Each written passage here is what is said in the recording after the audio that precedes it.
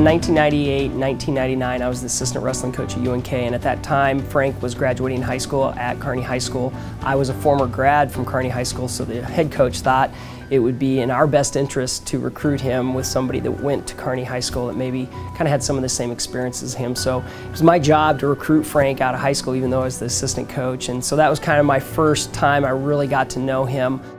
He actually had a very successful first year, went 16-14, I believe, something like that. So he had a little bit better than 500 record, and typically that's a pretty good sign of an incoming freshman that gets that number of, that many matches and does fairly well his first year. So we had high hopes for him after his first year. Some of them, obviously, the greater memories are his senior year, going to the National Dual Championships. We actually got to compete at Ohio State University. We weren't ranked. We upset couple teams. One of the first times we'd beaten Central Oklahoma, and Frank had a huge match wrestling a returning All-American, won the match. We ended up winning that duel by a point or two. We got paired up with University of Nebraska Omaha, which we had only beaten one time prior to that, and we ended up beating them in the finals as well. And so that was a very memorable trip. And then obviously his senior year at the national championships, winning a national championship.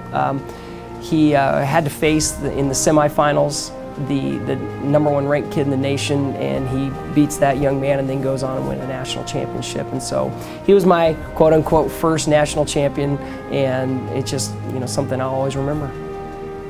I think when you as a coach sit down and you look at the quality of student athlete, I think that's tells you a lot if they're able to do both and do a really nice job. His accolades speak volumes.